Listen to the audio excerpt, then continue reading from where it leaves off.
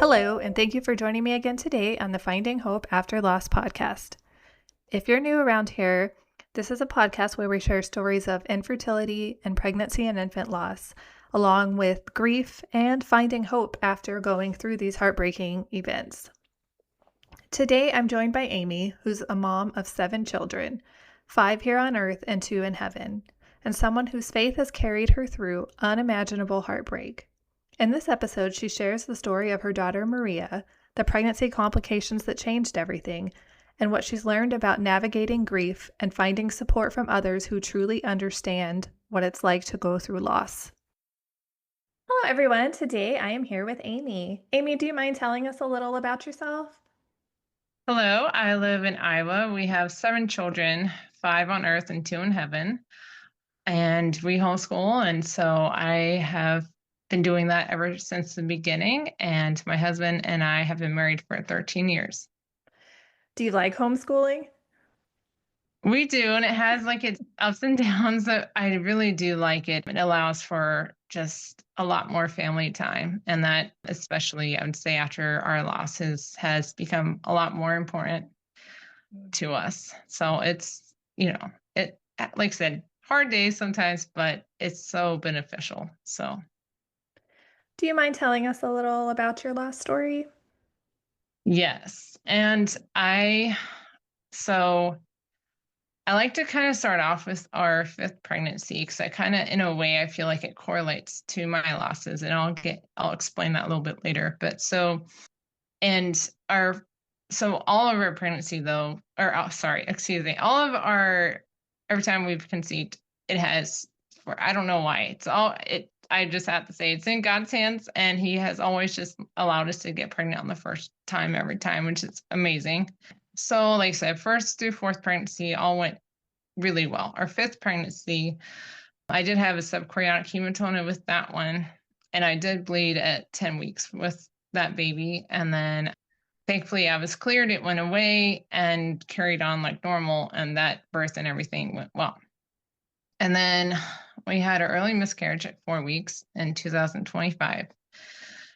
And that was like, a really big surprise for sure, to have had so many successful pregnancies and then to have a loss. It's like, whoa, like what's going on? And I know it is one out of every 4. I do know that. So I was already being the odds already.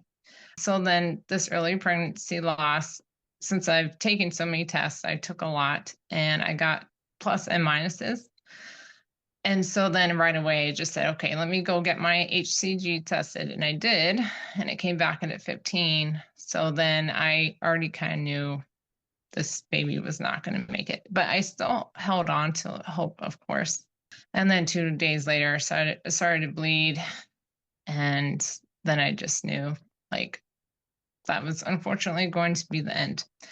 And then 2 months later, I found out that I was pregnant on Easter, or we call it Pascha, at the church we go to. So, and that was the day after our anniversary.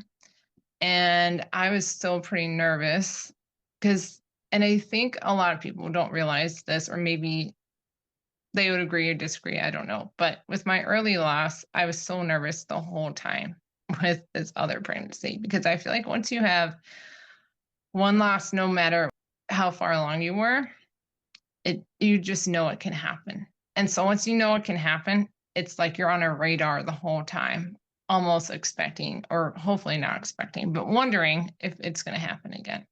And so once I got past like the 4 weeks, I thought I could breathe a little bit. And I did. I had that relief, like, okay, we made it past like when I had this first early loss. And then at 10 weeks, I had just a gush of bleeding, lots of bleeding. So I hope I'm not giving too much details or anything. But anyway, yes, I stood up and I could feel it. And I thought, oh no. So instantly my heart, I was really scared, because this time it was bright red bleeding. So in my 5th pregnancy, I had dark brown bleeding. So I knew this was different instantly.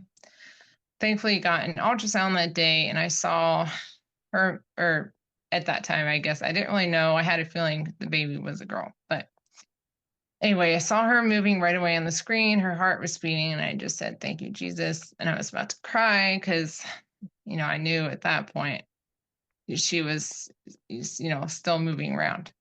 So then the bleeding lasted for about a week. And then at 14 weeks, bleeding again.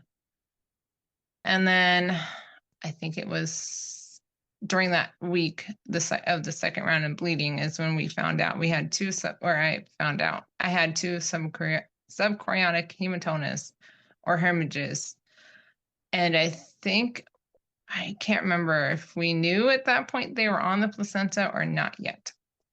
And then at 21 weeks, I started bleeding again.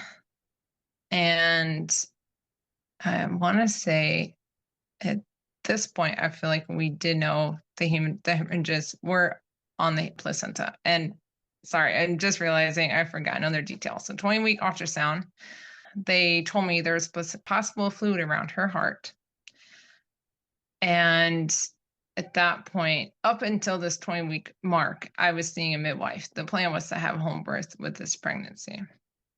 And then at that 20-week mark, my midwife said, "I'm sorry, you just can't be under our care anymore because we aren't sure what's going on, but you need to go see maternal fetal medicine." So I did that. And then, like I said, and then at 21 weeks, I started to bleed again. And the maternal fetal medicine, because we got an ultrasound like right around this point, said, "Your baby looks great, your placenta does not." And we could see on the ultrasound, all these, it looked like snowflakes everywhere. And that he said that's all blood in there. The good news was no fluid around the heart. And that day when we walked out of that ultrasound, we decided on her name, which is Maria. And she is named after Mother Mary because Maria in Latin is Mary. And so we went with, like I said, that then we chose her name. And then at 22 and a half weeks sorry, So I'm walking all over my words, stumbling. Hopefully it won't anymore. But okay, 22 and a half weeks, I felt this really strong contraction, but it felt really different than one that I've never felt before. And my stomach got really, really hot. And I just thought, oh, okay, this doesn't seem okay. Like something is not right. And I stand up, and within 30 seconds, I filled a whole pad of blood. So then I thought, okay, I need to go in. So I went in and got checked, and I was on the monitor, and the nurse said, "Okay, she looks good. She's sounding really good. You can just go home." And she also asked me if I thought my water broke. And I said, "I don't know. I'm bleeding. Like, how can I tell?" And then 2 nights later, again, I stand up and I fill a pad within 30 seconds. So I go back in to get monitored again.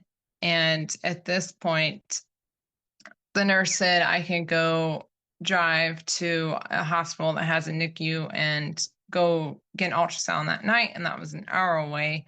Or she said, you can go home and come back on Tuesday, because I went in on a Sunday night the second time, or Sunday morning at 3 a.m. So anyway, I decided to drive back home. And then Monday was Labor Day. And then the next day was Tuesday. And I thought I was just going in for a simple ultrasound, and they were going to just send me back home. So I go in to go get my ultrasound, and the ultrasound tech said, "Are you seeing anyone else today?" And I said, "No." And she goes, "I think you should go talk to one of our providers here." So she said, "You need to contact the midwife who I was seeing." And then there was also a midwife who worked at the clinic where I got this ultrasound at. And so I go talk to them, or talk to the midwife. And the ultrasound tech told me this, and the midwife confirmed, or wasn't 100% sure. But they both said my fluid was getting really low. And then after that, I got IV done. And during that time, I was just really nervous because I just got IV for fluids since, they just weren't sure what was going on. So just anyway, got fluids. And then I went to go see the maternal fetal medicine doctor after that, and he confirmed and said, your water has broken prematurely. And then he showed me the statistics of what can happen with a pregnancy like this. And unfortunately, the sliver was just really small of her and I both making it.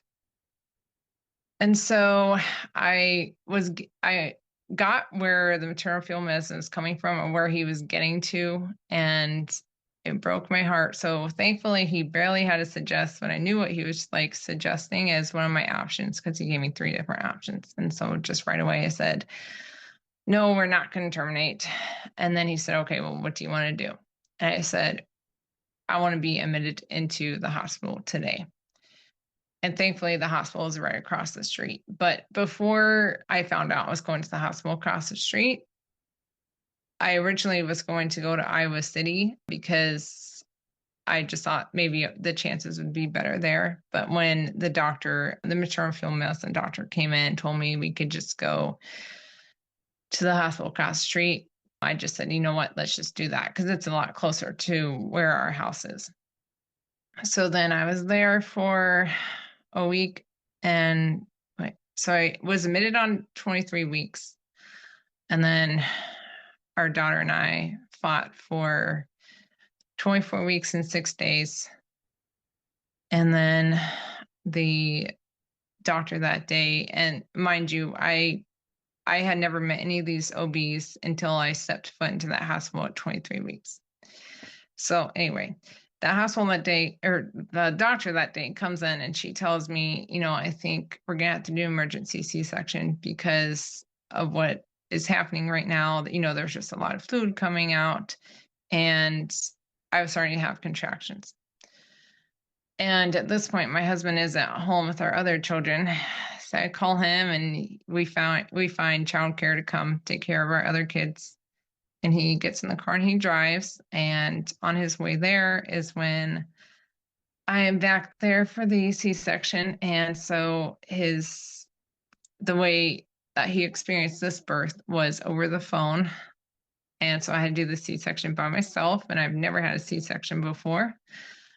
So that was all just a lot to take in that moment. But thankfully, when they mean emergency, they mean emergency. They don't give you a lot of time to think about it, which is very good because I think a lot of times people actually sat and thought about it, it just would freak you out. So that happened. And then she survived in the NICU for 13 hours after that.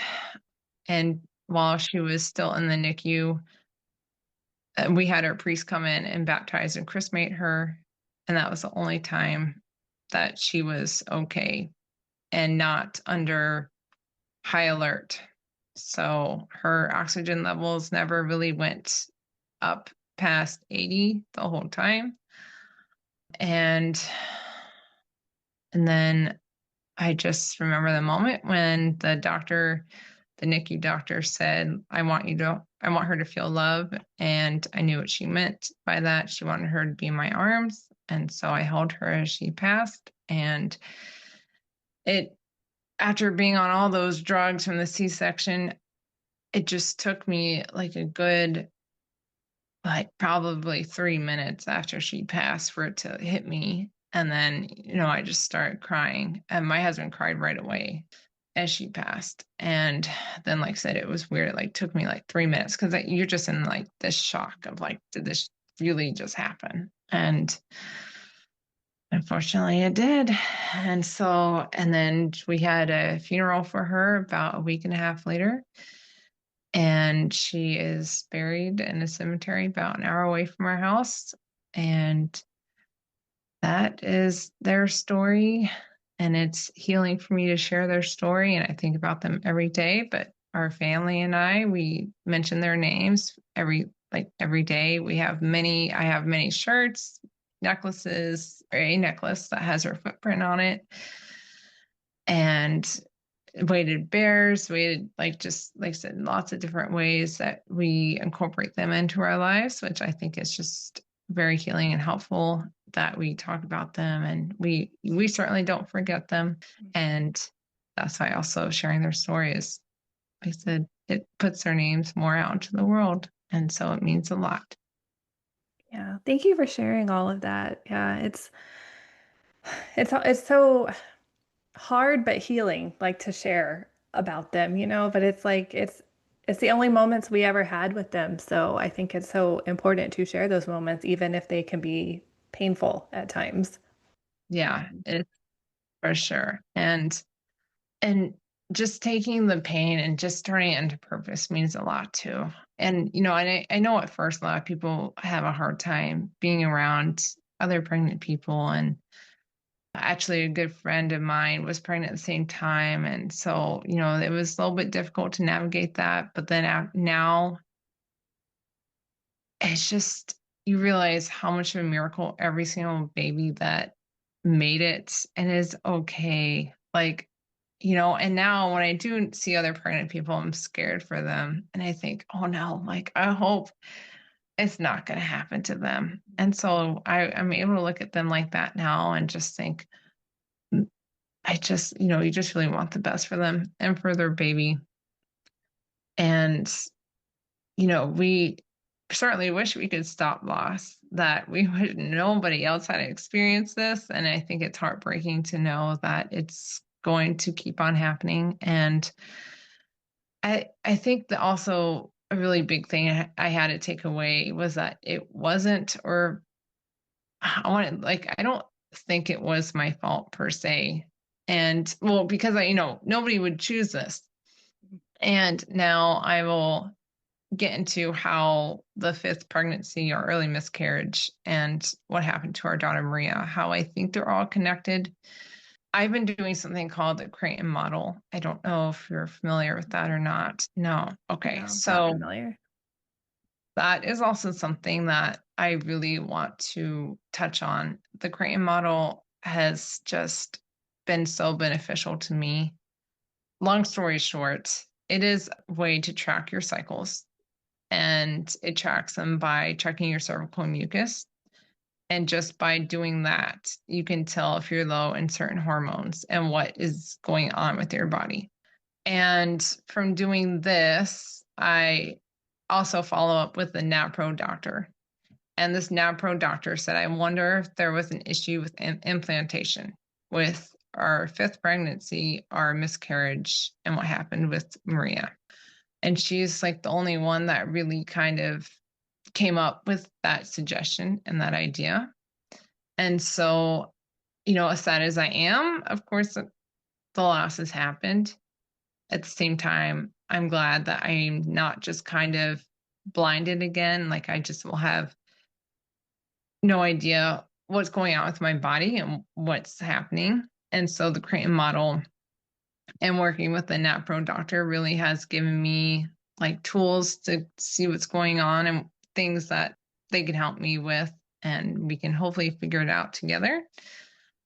And so all that to say is, it's just like I said, I think just knowing what's going on with your cycles every month is so beneficial. And some doctors just want to say, just take birth control and just put that on you. But I feel like that's not really helping anything, in my opinion. And some people can have different opinions on that.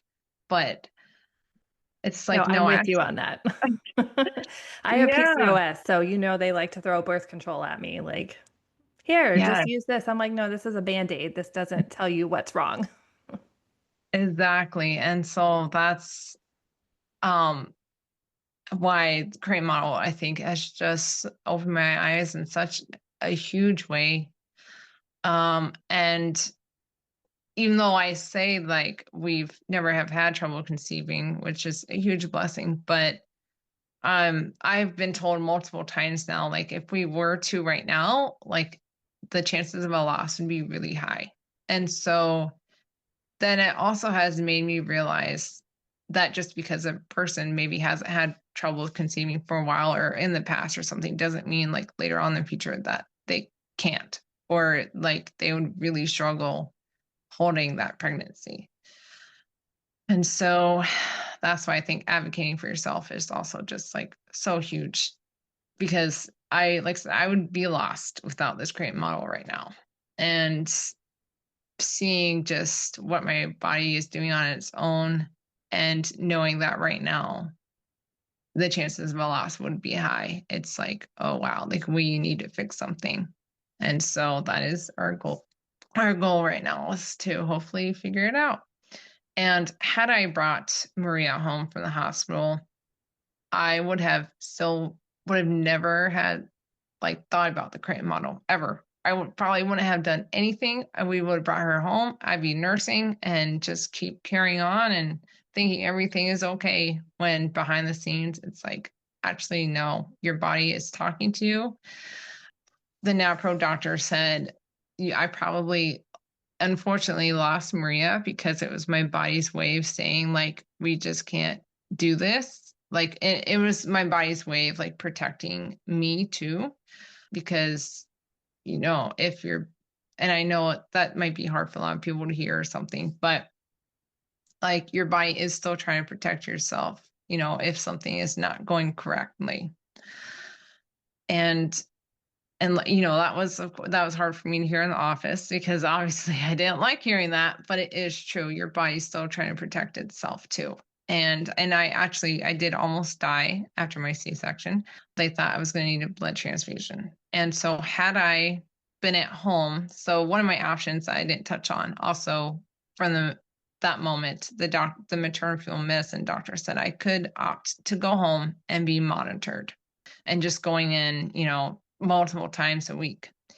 If I had chosen that option, I would have died. Like there's just no way that with how things unfolded, I could have gotten to a hospital probably fast enough to save my life and grant us the 13 hours we got with her. So there is still a lot of blessings, even though the situation obviously was not how we wanted it to be. But I am thankful, like I said, that I did choose to be in a hospital, because otherwise I would not be here talking to you right now. Probably not. So, and then I also wanted to add that after what happened with her, we chose not to do, why am I blanking out on the word? I can't think of it right now. But just so, like the autopsy or the yeah, thank you. That's the word. Chose not to do that. And so we went back home, like still not really knowing why this happened. And so I found out through other loss groups that a lot of people sent their placental slides to Dr. Kleiman. And I'm not sure if you are familiar with who that is. I've heard his name come up a lot. Yes. And so that made me thankful that we did that. We decided to go ahead and go forward with that. And we found out that her cord was compressed, and it was due to and I probably can't get the right definition down right now, but it was due to maternal fetal hemorrhaging. There we go. That's what it was, also what happened due to. And so the maternal fetal medicine told us that, and I also assumed that due to low amniotic fluid, obviously there's not a lot of room for the baby to move around in there. And so that can lead to cord compression, but there is no way for them to pre-diagnose that before it happens. And so, of course, I don't know if I'm assuming my water broke around that 22 and a half week mark. And then I don't know if over time, I'm assuming, that last few weeks is when it started to become compressed. But it's like, we have an answer. Obviously, of course, not the answers we want, but then it helps us to be more proactive for next time and what to look out for, and hopefully no bleeding next time and all those things. We have went and talked to the maternal fetal medicine. This was just last month that we talked to him, and we've come up with a plan for the next pregnancy. And so that was just really healing, I think, and just knowing that there's a plan for next time. And again, I'm just not going to anything blindly. I think it's just really helpful. So, I feel like I'm doing all the things I can in my control right now to hopefully prevent this from happening next time. And I do know that you can do all the right steps and things can still not turn out as we hope for. And I do know that. But at least I am doing everything I can in my own control and to hopefully prevent that. Yeah, I feel like, one of the things, as someone who likes to be in control of everything, you know, loss and I mean, it's something you are just absolutely out of control. You have zero control over what happens. So, like you, after loss, I wanted to try to like regain some of that control. And I feel like, like what you're doing and like learning about what's going on, making a plan, like that's our way of like trying to take that control back. Yes, absolutely. Yeah. And I never, and I, no, I mean, none of us ever think, we will have to look so deep into this, our fertility and all these other things and all these other factors. Because, for us, it was just like, okay, like we're pregnant, like, and we just carried on. And then now it's like after the losses, I mean, just everything, your whole mind, like mind alters and just everything, your mind shifts. And you just think, oh, like what can I do? And I just never thought I would be on this journey of like, I don't, I don't know if they would say I would be dealing with infertility right now, but I mean, probably since they said my hormones are not where they should be and what's going on with my body. So it's just all of it is, I don't even know how to describe all of it feels like because now I'm almost feeling like it's just really hard to grasp even all of that. It's a lot to go from a loss and being like, okay, never mind, your body's not where it should be, but we have to try to get to where it can be. And it's after so many pregnancies, you just think, oh, I'm gonna just be able to keep going on and everything's gonna be okay. And it's like, nope, not not even close to being okay. Yeah, it's like your life just looks nothing like what you pictured it was going to be. I mean, like, yeah, you should have a baby that you're nursing right now, not, going to the doctor trying to find answers for why. And, it just completely changes our picture of what our life is supposed to be. It really does. It changes it a lot. But one big thing that has helped us tremendously is honestly going to church has helped a lot. And just knowing that we're going to see them again in heaven, that this isn't the end, I think that just helps me to go forward. And like I said, seeing their name, hearing their name, knowing other people are thinking of them, thinking about me, like all of those things just it's what helps to get me through. I've donated some bears to hospitals and clinics for moms that are going through a loss because I didn't get to go home with a teddy bear or something I could hold. And I think being postpartum from a C-section and not being able to really lift, hold, I had to have people help me to get up to like go use the restroom and, help me to get up from getting off the couch. It's just and you're just sitting there thinking, I should just, like you said, I should be nursing a baby right now. And I'm healing from, in my opinion, the worst birth possible. It's just awful. And then I couldn't pick up our 2-year-old, or at that point, I think she was 18 months. Anyway, I couldn't really hold her. She couldn't really go on my lap. And so that was just so tough. And I did not enjoy that at all. But, every single day that we get through, I think it's just a big achievement in itself. And knowing we're not walking this path alone, and also knowing that this world isn't how it's supposed to be. Death was not supposed to happen until sin came into the world. And I think, and that also helped me too, to know that like it really, this isn't my fault. It's not any of our fault as to why we had our loss. Unfortunately, it's due to sin ultimately. But then Jesus has come to conquer that, and he has overcome that. And so I think, like I said, that just helps me so much.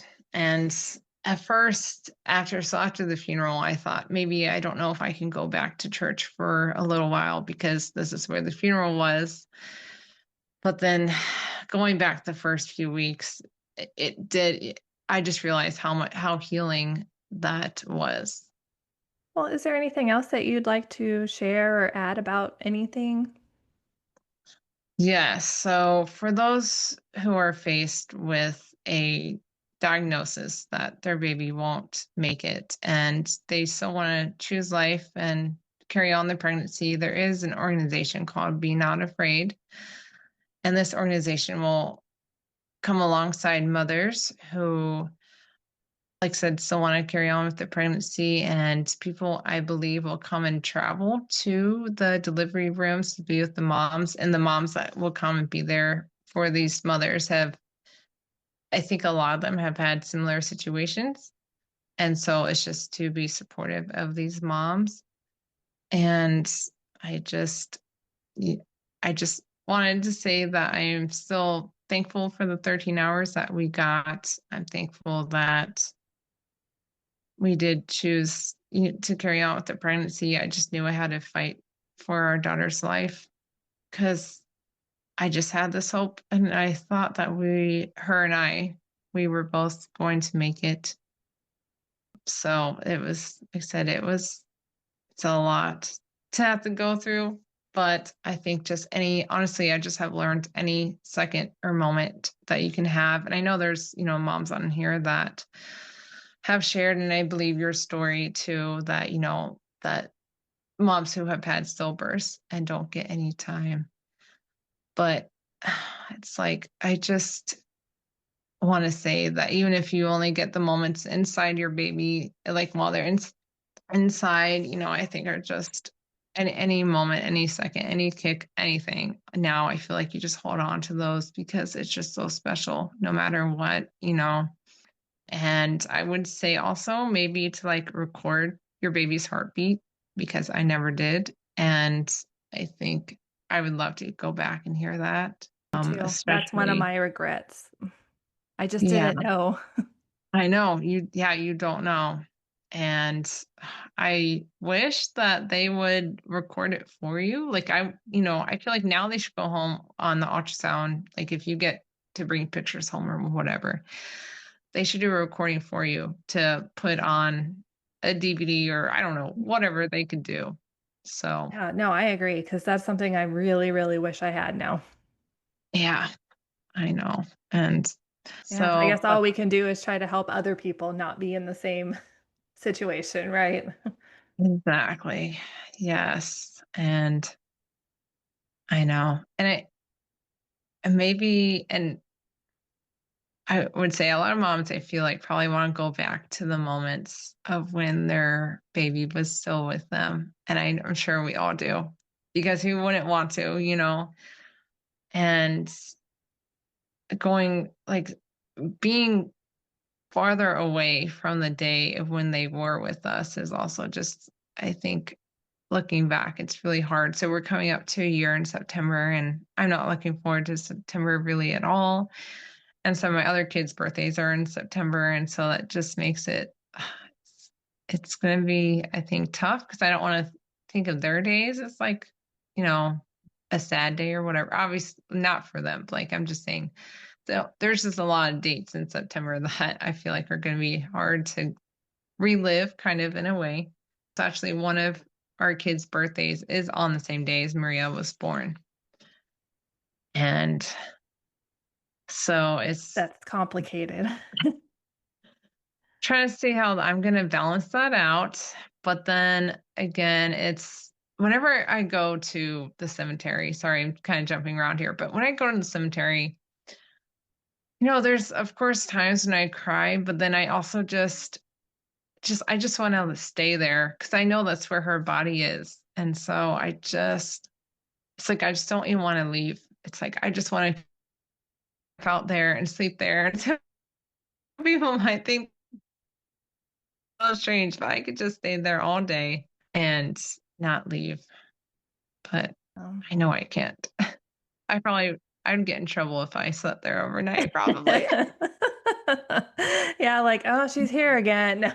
Just kidding.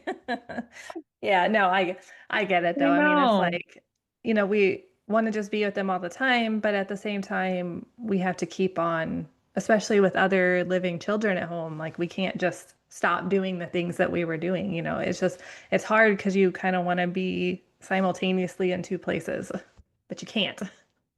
Yeah, exactly. And, there's been times where I said, well, why didn't we just bury her in our backyard? And so my husband said, well, if we ever move one day, that'd be really strange to have, but then you just move them with you. Yeah, So, like just whatever. I know that's tough. Yeah, we Yeah, we actually ended up having our daughter cremated because I wanted her to be with us because I worried about that. And we actually did end up moving to another state. So I'm glad that we did that. And we ended up coming back to Texas, but like I wouldn't have wanted to be away from her for 4 years.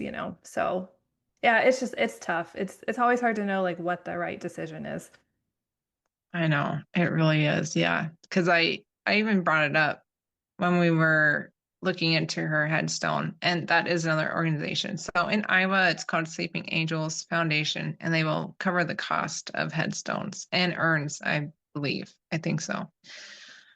So when we were picking out the headstone, and that day was just so hard. I don't know. That was terrible. Also, did not like that. But I asked her, I said, do people ever move their babies? So I said, because, if we end up moving, that a thing that you can do. And she said it is. And so, that's been a possibility too, just kind of in the back of our minds, because I'm originally from North Carolina. I'm not, not born and raised in Iowa. And so if we ever end up back there, I just thought, I do want her to be near us. I don't want her to be 19 hours away from if we end up back on the East Coast. So, Yeah.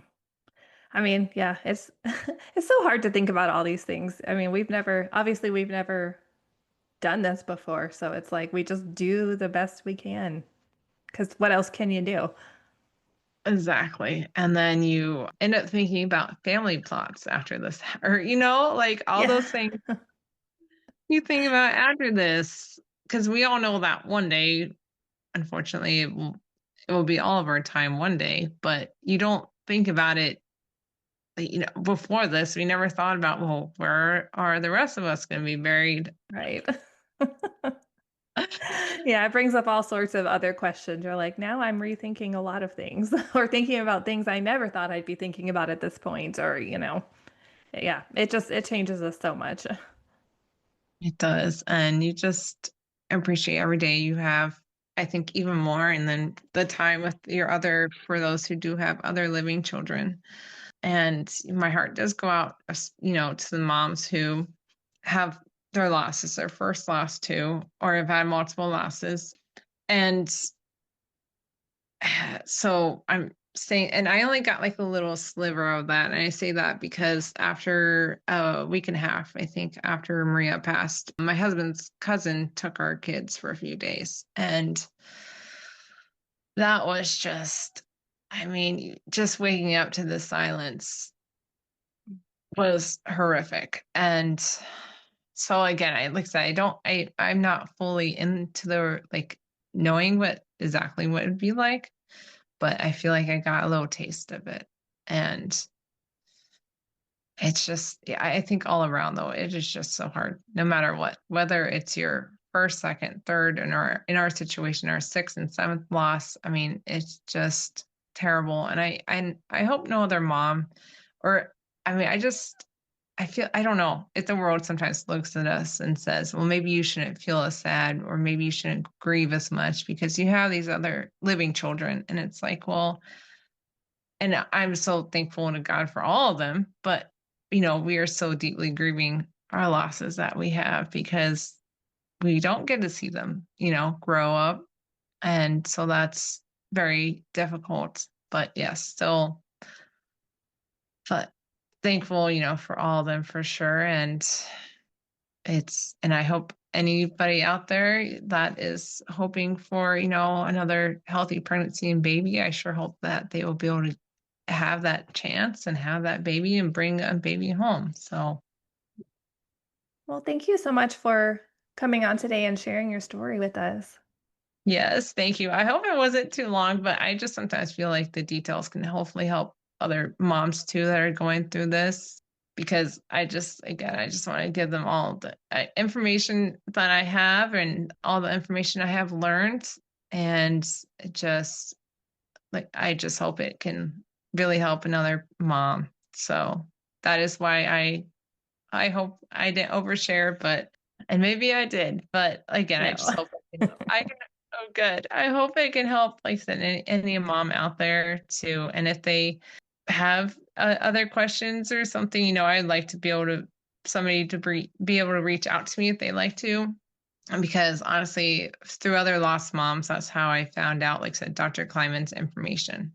So, and other, just other sources and other lost groups. There is a lost group called Awakening Grace in Iowa, and then also there's No Foot Too Small.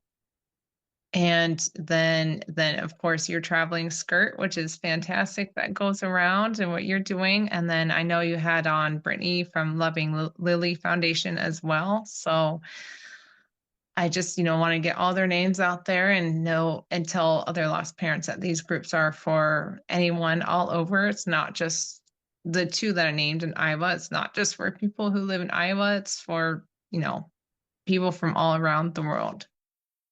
Thank you so much, Amy, for sharing your story with us. It's conversations like this that remind us that every baby's life matters.